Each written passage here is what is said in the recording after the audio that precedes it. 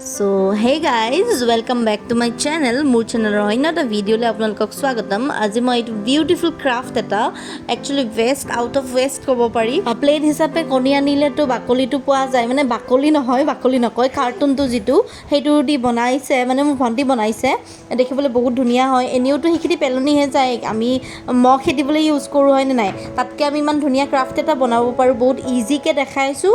আপোনালোকে শিকি ল'ব আৰু প্লিজ বনাই পেলাই মোক দেখাব। আৰু দেখিবলৈতো বহুত ধুনীয়া হৈছে মোৰ মতে। আপোনালোকৰ মতে কেনেকুৱা হৈছে দেখিবলৈ প্লিজ এবাৰ কমেণ্ট কৰি জনাব। তো আহক ভিডিঅ'টো ষ্টাৰ্ট কৰোঁ।